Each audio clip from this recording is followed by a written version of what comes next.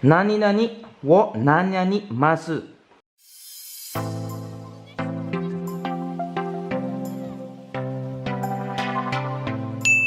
Minasan, mari kita lanjutkan pembahasan bab yang berikutnya, yaitu Dairoka ya, atau bab 6. Nah, untuk bab kali ini kita akan membahas tentang bagaimana kita mengaplikasikan pola kalimat ya dalam bahasa Indonesia. Itu biasanya pola kalimatnya itu dengan struktur S, P, O, K. Nah, tapi kalau dalam bahasa Jepang ya, untuk subjeknya kita sama, subjeknya tetap di depan sendiri, tapi ya untuk predikat dan objek sama keterangannya itu dibalik ya. Jadi seperti ini, S, K, O, P.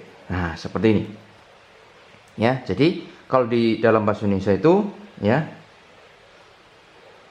Indonesia itu SPOK, tapi kalau Jepang ya itu SKOP. Nah, langsung saja kita masuk ke pembahasan pola yang pertama dalam bab 6 ini. Oke, yang pertama. Nani nani wo nanya ni masu. Sebenarnya di sini sebelum nanya di sini ya, kita bisa ditambahkan dengan nanya ni wa ya, nani nani wo nanani masu. Nani nani wa di sini diisi dengan subjek. Nah, ini sebagai objeknya, nah ini sebagai predikatnya. Nah, seperti ini. Jadi di sini kalau nani di sini diisi dengan kata benda. Ya, kata benda. Nah, ini sebagai objek. Nah, ini partikelnya wo. Nah, untuk nani di sini diisi dengan kata kerja. Ini disebut juga sebagai predikat. Nah, seperti ini. Jadi untuk fungsi dari wo di sini ya, partikel wo itu fungsinya itu sebagai apa? Penanda objek ya. Penanda objek. Nah, seperti ini. Jadi untuk wo ini, partikel wo ini sebagai penanda objek, bisa diringkaskan seperti ini ya. Jadi untuk menggabungkan kata benda dengan kata kerja, nah di sini partikelnya wo. Nah, seperti ini ya, perlu diingat. Nah, di sini kata benda dengan kata kerja, partikelnya wo. Nah, tentunya di sini kata kerja aktivitas. Aktivitas ya. Oke, kita langsung saja masuk ke contoh kalimatnya. Nah, di sini cici wa. Nah, berarti untuk partikel wa di sini sebagai penanda topik. Jadi topiknya itu cici. Cici dalam bahasa Jepang ya, artinya itu ayah. Ayah sendiri. Ya. Cici wa ayah mainichi. Mainichi itu setiap hari. Hari. Ya, setiap hari. Nah, di sini ada kata kerjanya di sini nomimas. Ya, tentunya kalau masu, karena di sini mainichi pakainya bentuk yang akan datang. Nah, bukan lampau ya. Nomimasu berarti minum. Ocha. Ocha ini teh. Ya, teh Jepang ya, yang hijau itu. Biasanya itu namanya ocha. Kalau kocha itu teh yang berwarna agak kecoklatan. Jadi di sini ocha ini sebagai objeknya, ini sebagai predikatnya. Seperti itu. Dan ini sebagai subjeknya. Jadi SOP, karena di sini belum menerangkan untuk keterangannya ya. Jadi bisa dibilang SPO dengan SOP. Jadi dibalik seperti itu. Ya. Jadi cici wa mainichi ocha o nomimasu. Kita artikan sebelum wa dulu. Cici ayah ya setiap hari langsung ke belakang, ya, atau dari belakang langsung. Ayah minum ocha atau teh setiap hari, seperti itu. Ya, jadi artikan sebelum wa dulu langsung tarik ke belakang. Ayah minum teh setiap hari, seperti itu. Ya, jadi untuk meletakkan partikel wo di sini, letakkan di setelah kata bendanya, ya, kata benda untuk menerangkan aktivitas di situ, ya. Tentunya untuk aktivitas yang di sini, aktivitas kata kerja yang beraktivitas, ya, mempunyai kata kerja yang beraktif atau aktif, ya, seperti makan, minum, tidur, terus apa lagi, ya. Jadi seperti itu kata kerja yang memerlukan pelaku. Nah, ini yang namanya kata kerja aktif atau transitif, seperti itu, atau kata kerja transitif.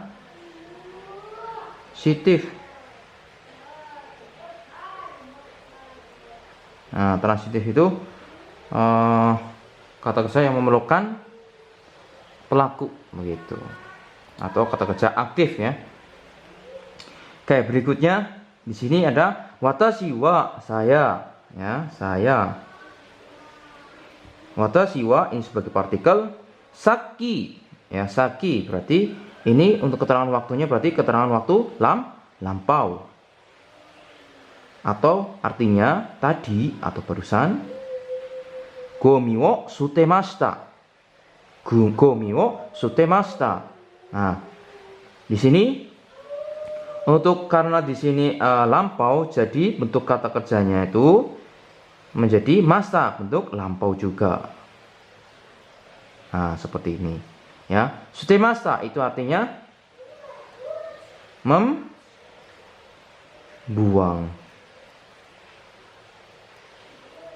Jadi watashi wa saki gomi wo sutemashita, untuk gomi artinya sampah. Nah, di sini partikelnya sebagai penanda objeknya sini. Saya langsung ke belakang, atau bisa dari sini, ya. Saya tadi, ya, telah membuang sampah. Saya tadi telah membuang sampah, seperti itu. Ya. Jadi strukturnya itu SPO, bukan SPO untuk bahasa Indonesianya, tapi untuk Jepangnya itu SOP. Ya, seperti itu. Nah, sekarang kita akan membahas yang berikutnya untuk yang K-nya. Nah, di pola kalimat yang berikutnya di sini. Pola kalimat yang kedua. Nanya ni de, nanya ni masu. Ini sebagai predikatnya, ya, kata kerjanya ini dengan kata kerja. Terus ini sebagai K-nya atau keterangan kata tempatnya, tempat aktivitasnya, ya. K di sini sebagai, ya, kita tulis di sini keterangan tempat aktivitas. Nah, di sini K-nya di sini tempat aktivitasnya. Nah, tentunya kata kerjanya itu kata kerja transitif atau aktif, ya. Aktif, ya, kalau saya bilang itu aktif lebih lebih mudahnya, ya. Oke, langsung saja kita masukkan coba untuk di contoh kalimatnya. Yang pertama di sini, hahawa, ingat, ha itu ibu. Partikelnya sebagai penanda topik. Daidokoro de, nah ini sebagai keterangan tempatnya. Daidokoro de ini sebagai K, ini sebagai S, ya. Daidokoro de ini sebagai partikelnya, partikel penghubung, ya, penghubung antara kata kerja dengan keterangan tempat aktivitasnya. Nah, gohangnya sebagai objeknya. Gohang itu nasi, ya. Daidokoro itu dapur. Nah, untuk kata kerjanya, ya, di sini sebagai partikel juga, kata kerjanya itu sebagai predikatnya. Nah, jadilah SKOP, sama seperti itu. Jadi kalau dalam bahasa Indonesia, ya, kalau kita artikan di sini, ya, ayah, ya, harusnya ayah setiap hari minum teh. Tapi kalau dalam penulisan bahasa Jepangnya, ayah, ya, ayah setiap hari teh minum gitu. Jadi ayah setiap hari teh minum. Kalau dalam bahasa Jepang seperti itu. Ya, tapi untuk pengartiannya dalam bahasa Jepang itu biasanya diawali dari sebelum partikel wa, ya, terus tarik ke belakang, ya. Dari partikel wa ke depan langsung ke belakang, tarik ke depan, seperti itu. Ya.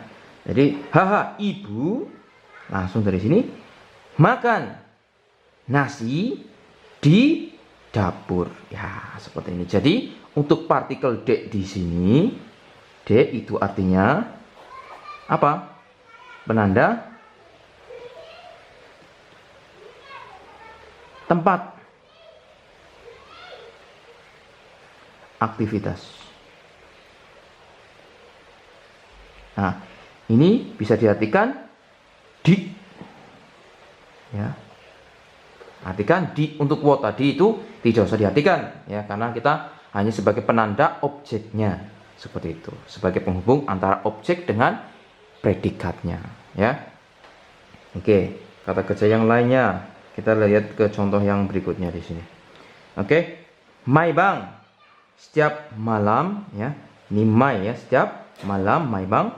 Heya de, heya itu kamar, ya, kamar. Heya de tentunya ini sebagai partikel penghubungnya, ya, penghubung antara kata kerja. Nah, ini benkyo shimasu. Maibang heya de benkyo shimasu. Jadi tidak harus dalam suatu kalimat itu kita harus ada subjeknya, harus ada objeknya, harus ada tempatnya. Tidak. Ini hanya kita menerangkan untuk partikel D itu fungsinya apa, wa itu apa, wa itu apa, seperti itu. Jadi kalau di sini kan tidak ada subjeknya, ya. Langsung ke maibang heya de benkyo shimasu. Setiap hari, setiap malam belajar di kamar. Jadi aktivitasnya itu di kamar. Ingat, untuk kalau misalkan kita bertemu dengan keterangan tempat, berarti partikelnya D. Kalau ketemunya dengan kata kerja, aktivitas. Oke, berikutnya kino supa de hong o kaimashita. Kemarin, ya, langsung ke belakang. Masta berarti bentuk telah, ya, karena di sini kemarin, ya, jadi bentuk lampau, telah membeli. Kaimas itu